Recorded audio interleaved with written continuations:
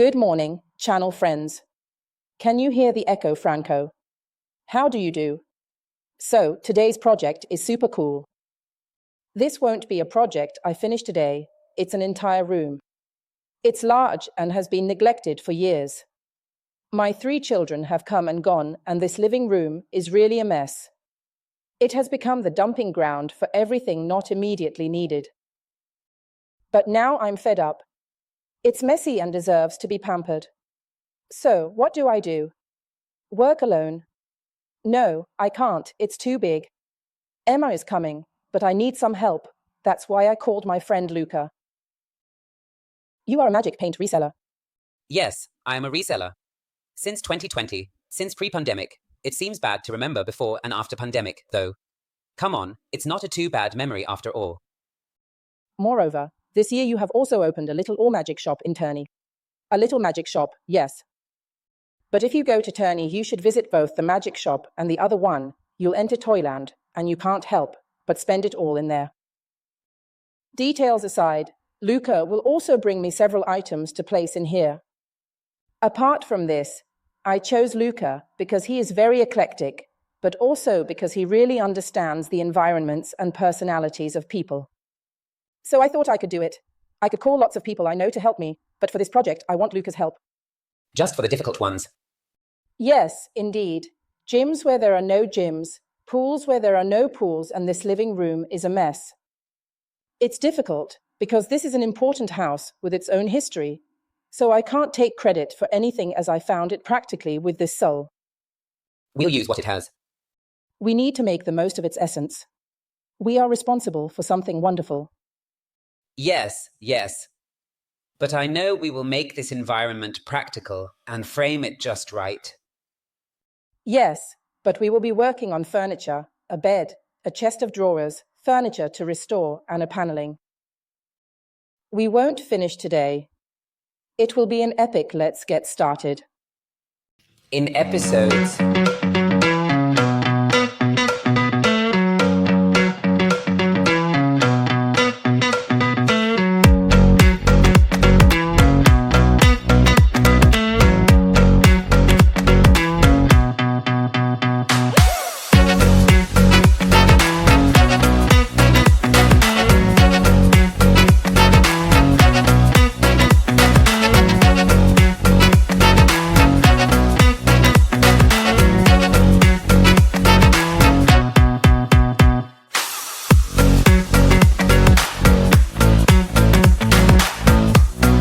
The furniture has been moved, placed in the center. They are in their final arrangement, ready for the makeover. Anita, can you help me to clean the boiserie? We have to do our bar first. How do we do it? We put approximately 4 liters of water, about 2 tablespoons of baking soda, and half a glass of ammonia. We will do our bar and clean with a soft cloth, washing all the paneling, being careful not to touch the walls. And the water, our bar, needs to be changed when it gets dirty. So if you see the water cloudy, you need to change it immediately. Once our bar has been done, you need to rinse. So first do our bar everywhere. Then always use a hot water bucket, because hot water is important as it carries the surfactant and degreases well, and we rinse everything. While Anita washes here, I will start with my piece of furniture.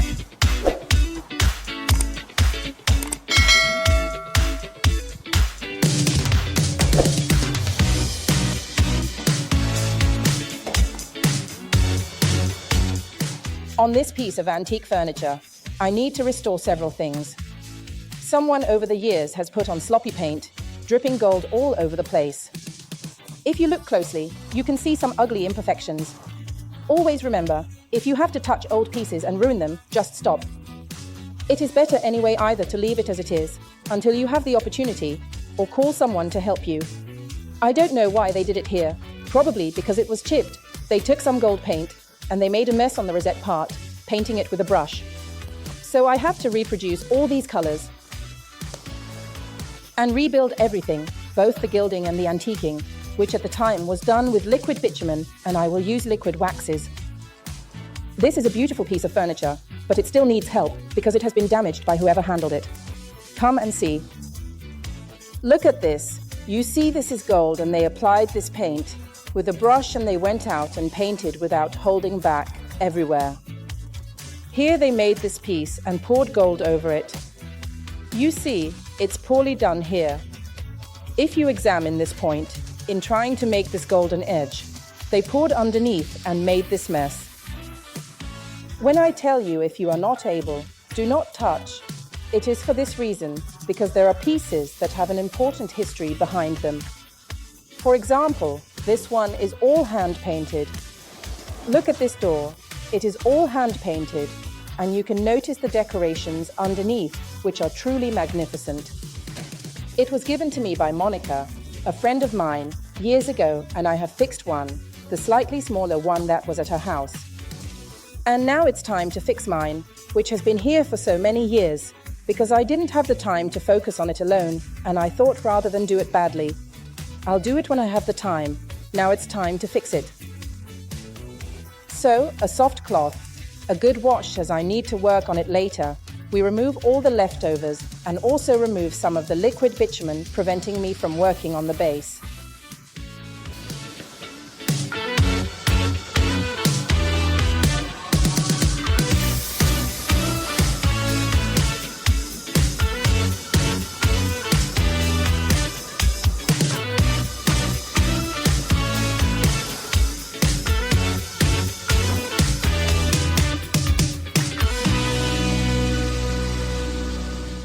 Before starting its makeover, we need to think about the structure. It is well-made furniture. It is made of solid wood. It is sturdy. It has been moved over the years and has been slightly damaged. This is a side piece and it is moving. I will reattach it using Mastro di Zucca, a fantastic glue for this type of use. Afterwards, once the first part is glued, and I will use a clamp to help me, I will also fix the side, because over the years it has been moved badly and has come unglued. At the top, you can still see the remnants of old glue, so we will use the screw, starting from the inside and going outwards, to also reattach the side. After that, we will set it upright on its legs and begin the work. So, one important thing is not to rush, and you should have all the materials you need. Don't start anything like this if you don't have the clamps, the glue, everything you might need. Remember that this type of glue is unforgiving, so wear gloves or your hands will stay black for weeks. We know something about it. Emma and I tried it. A small spatula. If you don't have one, you can also use a small pointed stick. Use an old knife, whatever you like, and start slowly working and inserting the glue into the inner part. C. It is important to understand that in some places they use soft glues, animal glues, which are glues that can dry out and come off over the years with heat and cold. This is one of the reasons why restoration is necessary. Be careful, it still has this part that will go inside. It just needs to be fixed. But it is not broken. Now I'm going to glue this part, and also the part underneath. You see here there's a bit of a gap, so I'm going to put this part here as well. I'm going to join it all together with a clamp, and we'll have a nice solid surface. I started putting some Mastro di Zucca on the spatula, pushing it in well. You need to be careful with this step, because you have to remember that this type of glue expands. So if you don't use a clamp, or don't go to the right spot and leave it free to wander, it will expand and come out. So remember, use gloves, a spatula, and the right amount of time to do something like this. Don't do it if you're in a hurry. It doesn't take too long to dry. Let's say around 2 to 3 hours should be fine, but if you can leave it to dry overnight, it's much better. Of course, if there are any excesses, remove them, because once it solidifies completely, it will be very hard to remove. Thank you. Remove the excess with the spatula and a piece of paper, all right. Now Emma and I have already taken our big clamp and 2 pieces of cardboard. Because the clamp obviously cannot be placed on the delicate parts of the wood, right? So, I will place it on this piece of inner support and on the lower part, which is also an inner support, to press and not damage the wood. Get as close as possible to the joining point. Obviously, I can't go here because I have the twisted part of the leg, but I have to join this piece by tightening. So I rely on the clamp here and here. Now Emma slowly turns, screws, and we will see it getting closer. A bit more. Keep going. I'll tell you when to stop. Keep going. You can see once it is brought close to its maximum, it doesn't move. Once this piece, the main and most important one, is joined, then we'll finish the inside. So, we will put another small clamp for the piece of wood underneath and work on the rest. It is firm and doesn't move, so we wait for the glue to set, and this part will be well glued. Once solid, the Mastro di Ascia glue is like cement, so don't worry, it's an amazing glue. As you can see here, it looks whiter because as it takes in oxygen, the glue becomes lighter and expands. So remember, if you have any small excess, clean them up immediately. Here you go. Nice and clean. I'll work on this part. One still need to glue with a clamp, and I will tidy everything up. These are the original and authentic handles and keyholes, including the small leaf, which is actually the knob used to open the door. I soak them for an hour in vinegar and salt, because these old alloys need careful handling to avoid adverse reactions. Vinegar and salt are good for removing oxidation, the outer layer. After that, they need to be washed with water, soap, and a small brush. You always have to wash them well. I also keep and soak the nut to remove the oxidized part, as there's rust. And I close it to avoid dripping. I use white vinegar, the one that you use for salad. I cover everything. Don't throw this solution away. Keep it in this jar, closed, to reuse it later. Then I add some fine salt.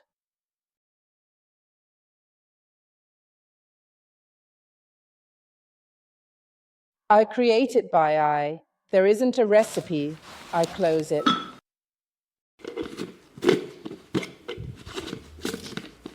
I stir slightly so that the salt dissolves a bit and leave it here. In about an hour, I'll check if it's good. I wash with the sponge and go well into the engravings. If it's still not good, I leave it for another hour. Don't forget it all night. There are handles completely ruined by this solution because it corrodes. Luca, it's now time to decide what color I will apply to the paneling.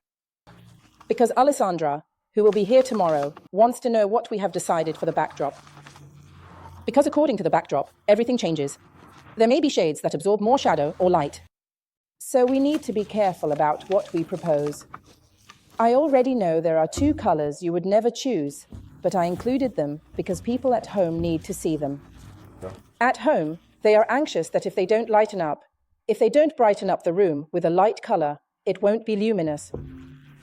However, it is often the other way around. Be careful. That's right. The obvious color ages the room.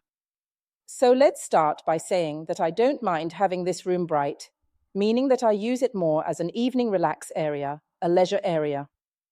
I don't play cards. I don't crochet. It's a room I enjoy as a cozy, pampering place. But I would also love to honor what is on the walls, while modernizing a lot and adding a touch of contemporary.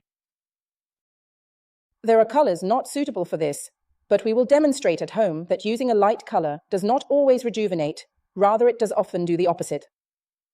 Yes, and what we are about to do is something we recommend to everyone because we may have imagined something, but when we relate to reality, this image is somewhat distorted. Instead, what we are about to do is something useful, and we can reuse it, keep it aside for other tests, etc. We will create a giant color palette to compare with the paneling, where we will apply the colors we thought best suited to this style. There are no real techniques, because at home everyone has their own taste, and we make our own combinations according to our taste.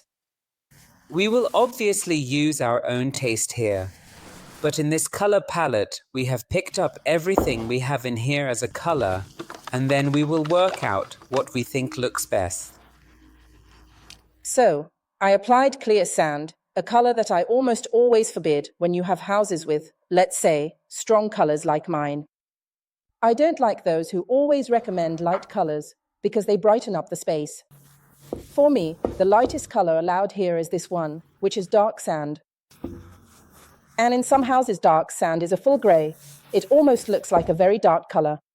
Here, if you look at it, placed in this room, you see that it is almost white. It absorbs the color.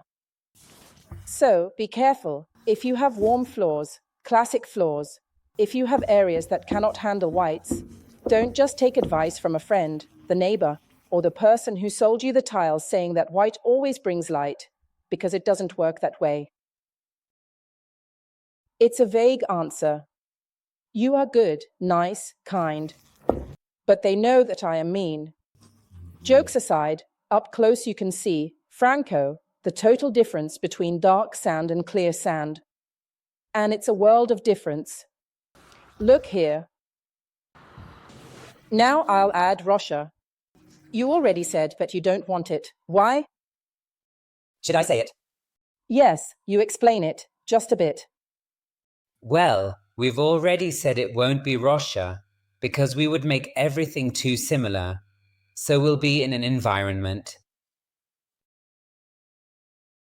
That is all too uniform, and since this is to be the area where we start and end a day, we actually need to relax, as well as to have light, brightness, and so on. But light colors, as we said before, do not always provide light.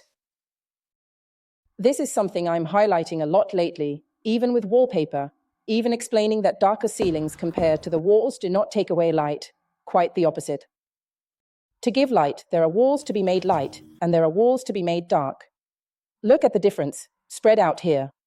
At home, people would never say there's this difference between these whites.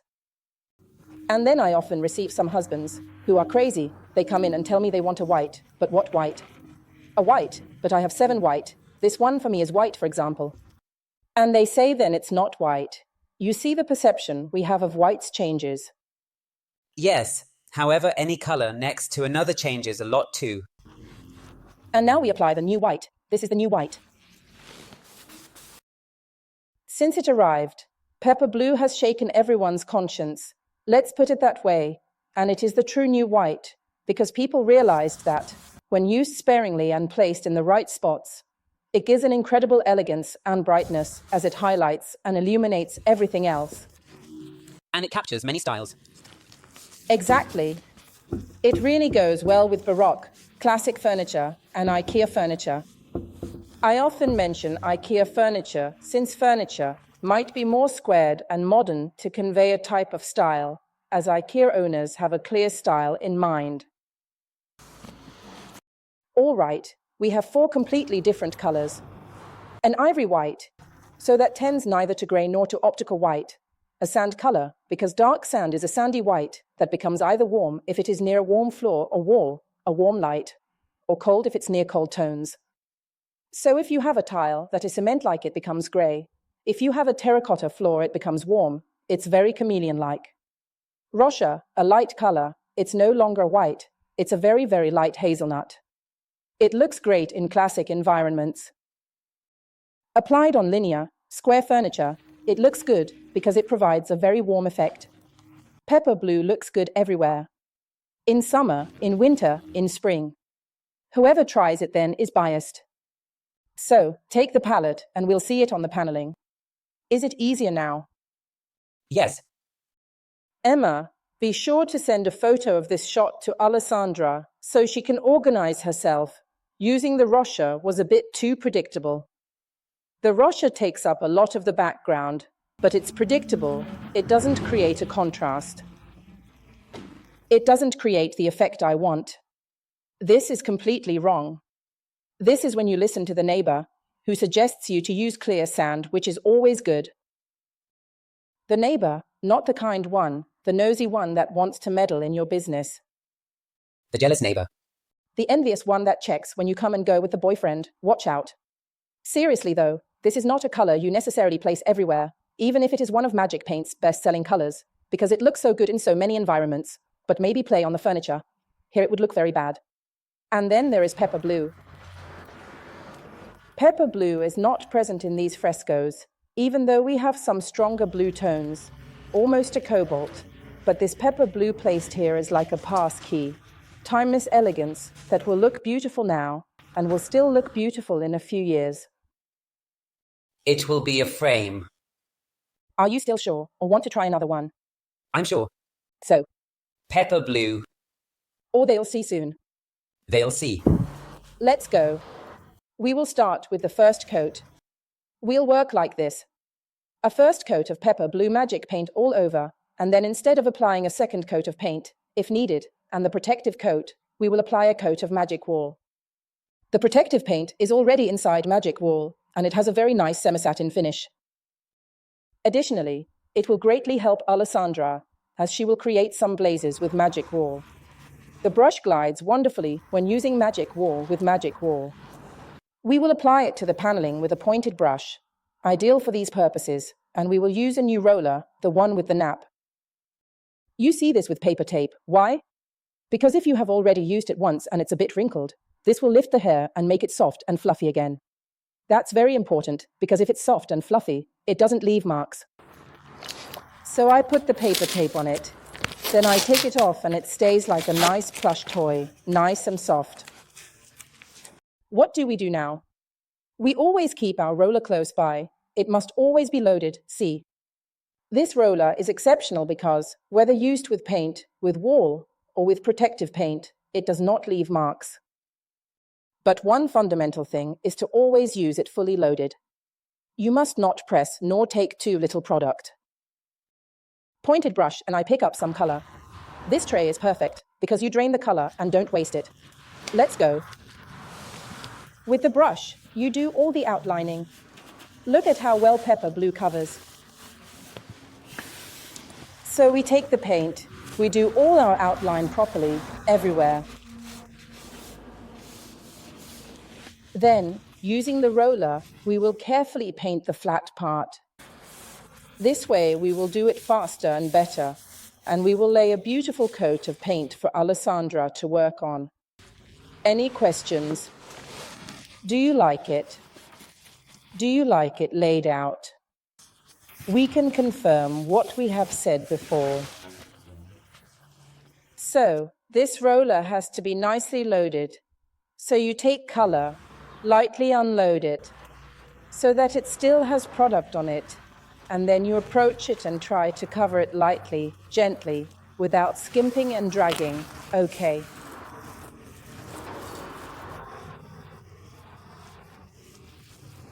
You must not stretch it, or you will have the opposite effect. Instead of covering, you will remove paint. Look, this is just a single coat. One coat is perfect and already enough.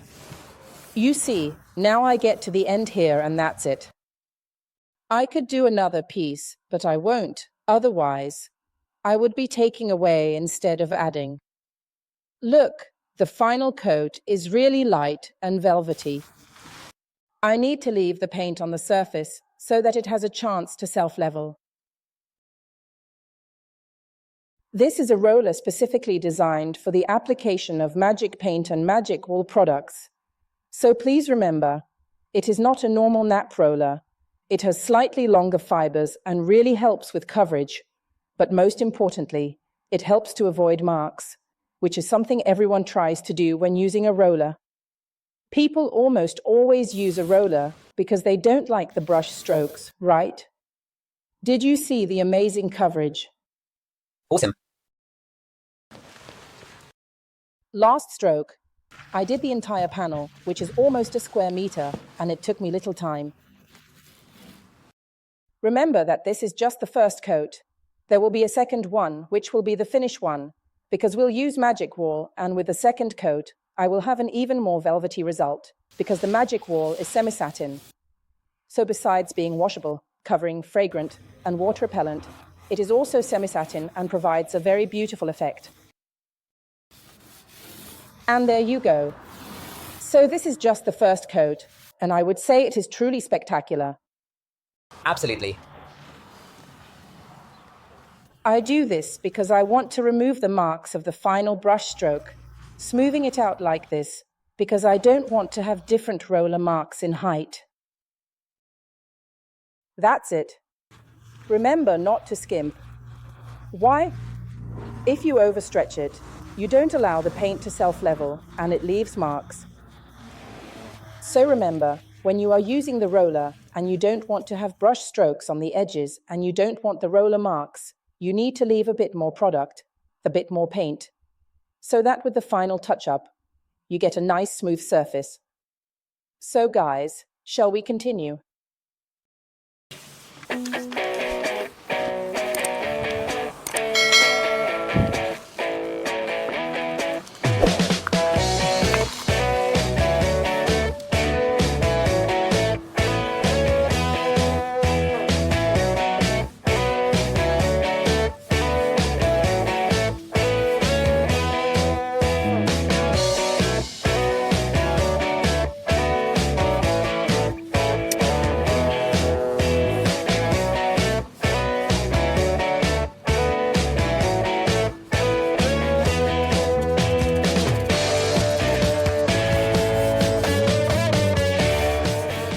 In order to avoid putting paper tape on the fresco, which is not the case, we put some paper tape near the door so as not to get it dirty, because we don't want to color it at all. And here on the upper part of the fresco, just use the small spatula, and when you remove it, it's perfect. I'll show you again. When you want to be very precise in a spot, but you want to or cannot use tape, you want to save time, you don't like the idea of spending 2 hours putting on tape, take a spatula like this one, okay. See, work in this smooth way. Removing it, you have saved time by not placing paper tape, but everything is nice and clean.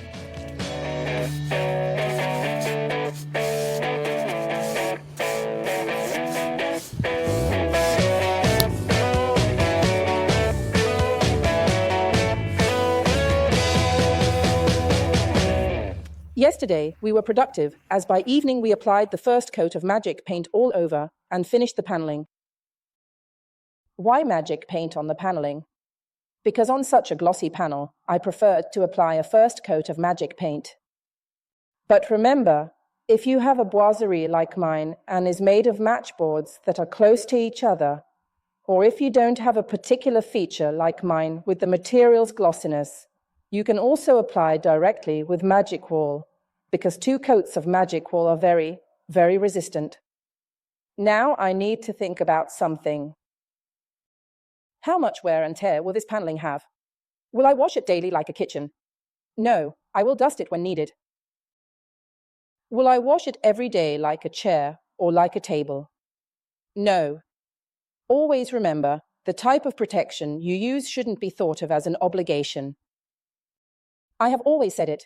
I had a table for many years when my children were babies, and I always protected it with oil and wax. So it's up to you to know how to protect and maintain the furniture you paint. This paneling will indeed be on the sides, and you should think in the same way even if you happen to make beams on the ceiling, ceilings that are still made of wood, materials that are not just walls, but also wood, panels that are placed on the walls or ceilings. So if you don't have daily wear and tear on these materials from washing, like something you wash because you get it dirty daily from cooking, for example, you can safely use magic wall. If you want to see how the wall behaves when placed on a paneling outside, watch the tutorial I did 1.5 years ago, also with Luca. I did the whole porch with a boiserie that I recovered from a house. My carpenter fixed it, leveled it, and we painted it. Today, it's been more than 1 year of sun and rain. We are in Piedmont, where the temperatures are a bit different from the rest of Italy. It is perfect, it hasn't cracked, it is water repellent, and the sun hasn't faded it, as the wall has a high percentage of pigmentation, much more than magic paint. Choose magic wall for those outside paneling, exterior walls that get wet or small dividing walls. Magic wall is a great solution for mold and for surfaces flaking from absorbing too much water. Magic Wall is water repellent and also acts as a preservative over time. So, I will apply the second coat on this paneling with Magic Wall because, since Alessandra will come eventually, and she has to decorate and do something elegant that I would like to see, I have wanted to see it for a while. I have been courting her for this tutorial for some time. I want her brush to glide over this paneling, and with Magic Wall, it will glide even more, giving different glazes as Magic Wall is not magic paint. It is resin-based and therefore will be completely different. A bit more modern, but Luca and I also wanted to clearly differentiate between the wall, which is antique, and the paneling, which is modern. It does not have an antique look. So the semi-satin finish of the wall, it is perfect for us, because it works perfectly for this new makeover that needs to be done. Watch closely, as the same method I used for Magic Paint is now used for Magic Wall. Always pepper blue. Because we are going tone on tone, and you shouldn't be alarmed if you see a difference in color when applying pepper blue Magic Wall. Resin colors made with resin darken more than colors made with chalk. So when you take the brush and apply the first coat of wall, you will see a different blue. Don't worry, because this blue, once it dries, will darken and blend perfectly with the blue you have already applied. I talk about blue as I am using blue, but the same goes for the other Magic Paint and Magic Wall colors.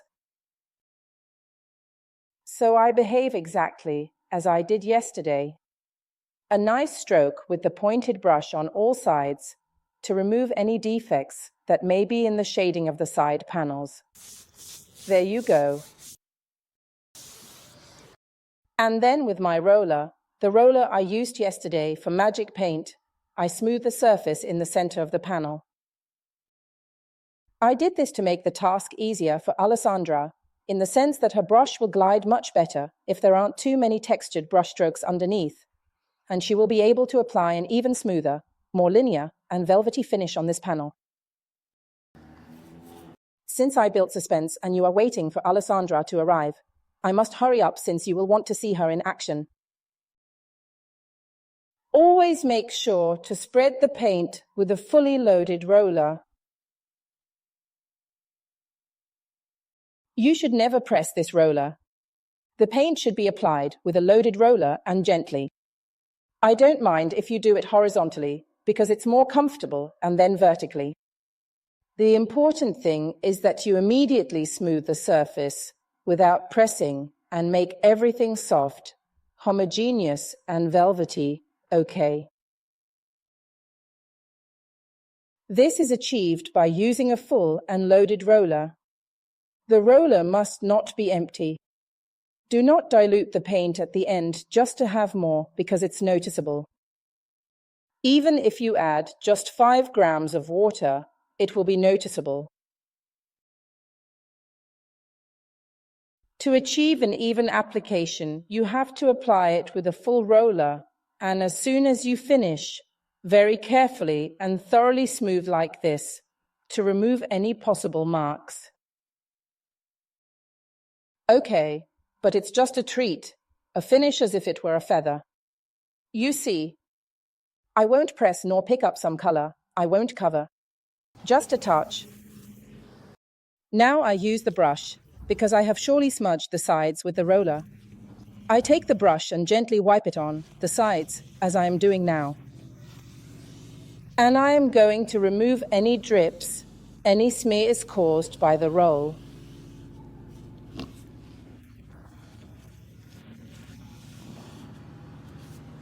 Don't worry if you see a different shade where you haven't applied it, as it will unify as it dries and it will darken. And my paneling is finished like this, because Ale will use Magic Wall for decoration that has protective paint inside, so I won't need any protective coatings. This wall will be water repellent, washable, and fragrant because it is jasmine scented. We will have a fragrant house. I keep going. As Ale is starting to mix her colors to do the paneling, and while Luca is finishing applying the coat on the entire paneling, we are moving forward with our furniture. There's quite a lot to do here as well. So we start by creating the base color to hide all the scratches on this piece of furniture. So let's start by saying that this is not a restoration, but it's a touch-up, because I want to remove the unsightly marks and chips that unfortunately have been created over the years by bumping into this unit. So my intervention will be minimal. I will fix the gilding, which is ugly and smudged, and the background. I will retouch it before applying the knobs again, which screw in wrong and risk scratching the underlying surface. So I create the color, touch up spots where there are the knobs. We put the knobs on. If we scratch or scuff, we still have time to fix everything, and then we can proceed with the makeover. So, to create a shade as close as possible to the one already on the furniture, you have to start with Marron Glacé, which you know is our protective paint nut color.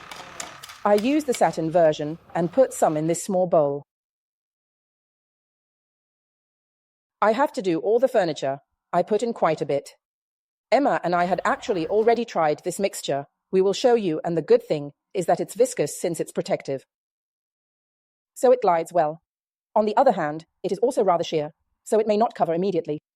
But we don't want to make a patch. We want to create a glaze that hides the flaws, so we're fine with it.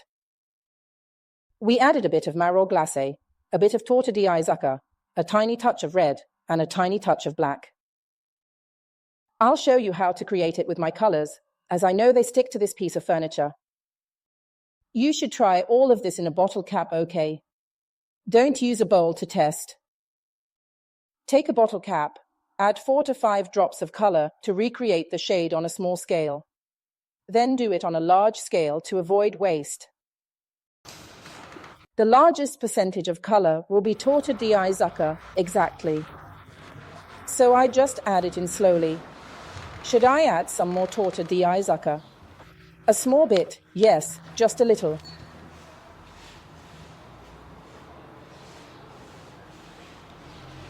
As you can see, I don't use spoons. I only use the brush to avoid waste, and the tip of the product goes directly where it needs. Okay, I'll add some red.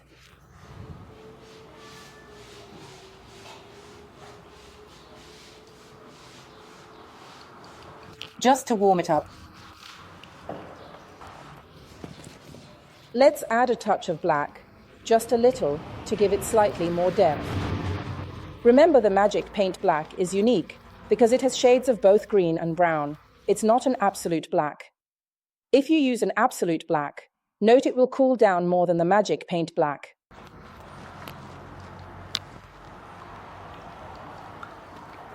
I'll do a test on the white. Can you do the test with the brush for me? Yes. Is it too brown? I will add some red.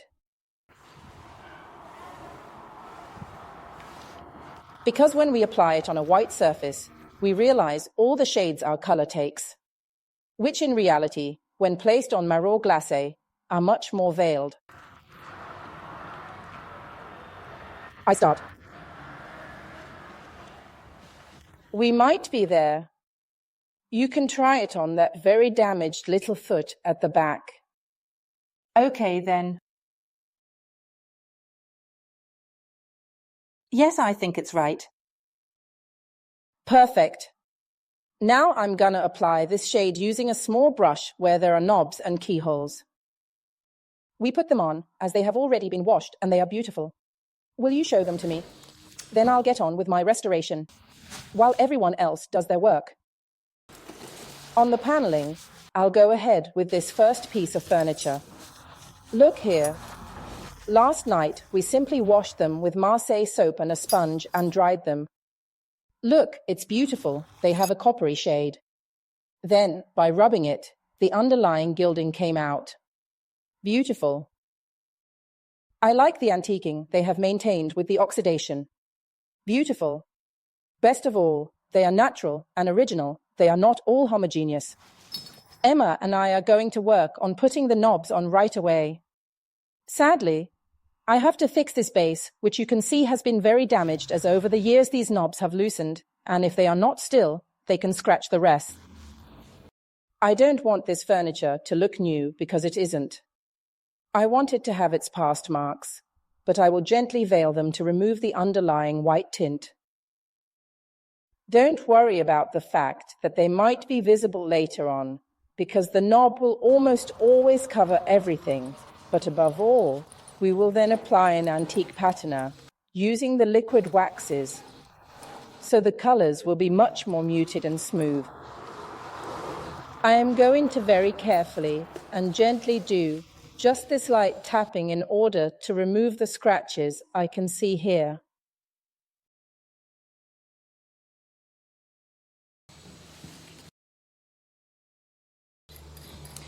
Now you know that the marron glacé is sheer, so I let it sit for a few moments, then go over it again later to intensify the coverage.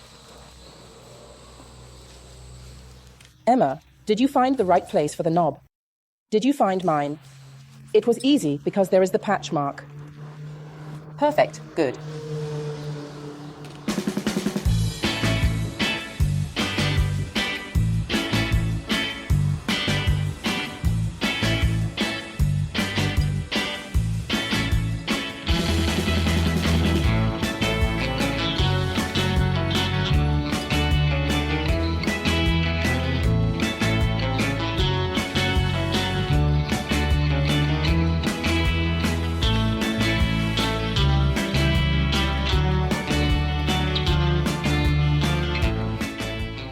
After removing all the small defects that were on the background, I move on to removing the major defects that unfortunately are on the gilding. I wouldn't have touched these gildings if they had been original as at the time, if they had been made with gold leaf, if they had been perfect as they were when the piece of furniture was created. Unfortunately, they have already been colored and poorly repainted, so I have to go and color them to make up for the problems created by someone else over the years. Always remember, if you have a piece of furniture that is damaged, worn, but still retains its original patina, it might be worth leaving it as it is. So, you can consider with a professional what is best to do with that piece before going ahead and painting it. I keep this yellow spatula close, which is always very handy, and Rococo, which I am lucky enough to have some leftovers. It's enough for me because it covers really well. I have 1/2 centimeter at the bottom. Why am I lucky? Because Rococo is liquid and it has many pigments inside which concentrate towards the bottom. So, as much as we stir, it could be that if we are not good at stirring, we take it a little more liquid and less covering at the beginning. If you stir it well, you will get it very covering. So since I have the bottom, I will definitely get a perfect gilding. I drain it a bit, and I start with my little spatula to decorate this part. I chose Rococo today, not Re-mider or anything else, because Rococo's gold shade is exceptional. It's exactly what I needed.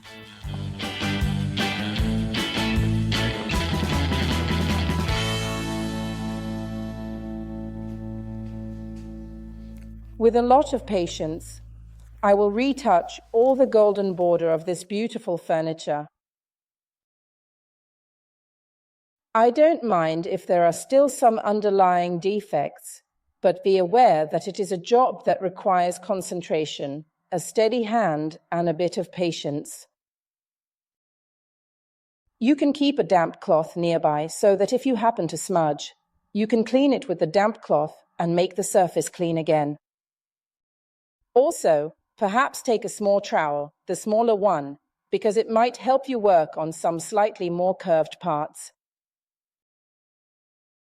I will now do everything with the cabinet lying down, but the finishing in the corners will be done and finished when I have the cabinet on its legs, because seeing these corners from different perspectives helps a lot with a good execution.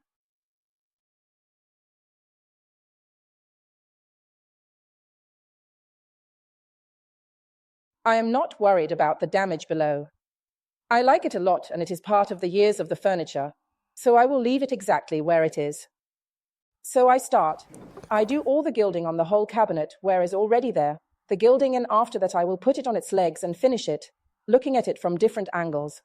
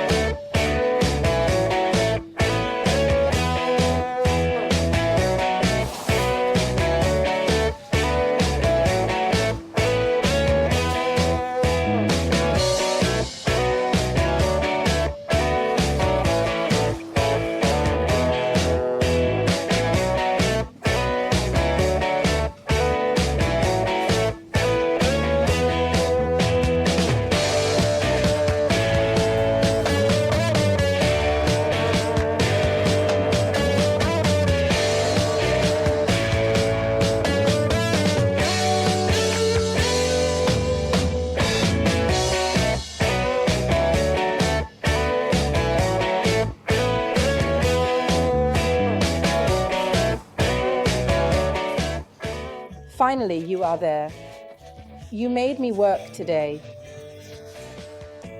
We have already prepared everything because there will be your involvement now. What are you doing?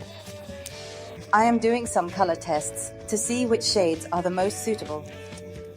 Moreover, this color is not easy. You told me to get a medium color, and instead I got you a dark color. But here I have to tell you something. Here I am a bit distracted. Underneath this wonder, because indeed it is a lot. So, I am glad I also called Alessandra for this project because, even though it will be very modern and linear, it won't be too artistic. Even if you could create a course to make these things in the future, what do you think? We can do it in the future. A course to teach people how to create painted paneling. Yes, why not? Engravings and paneling. Because Ale will come here to paint all these paneling with the right shades to make them modern, stand out from the wall. But not today. Because you start it now, you do it today, they will see it next week, next tutorial. We're not going to show everything today. How long does this tutorial have to be? So, as there are many parts to finish the makeover of this room and to see the environment completely changed, Ale will start with us shortly, but you will see it next Thursday. Is it bad? No, it's fine.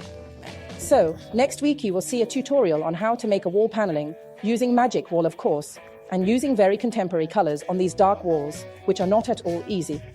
Shall we say goodbye? See you at the next makeover. Goodbye.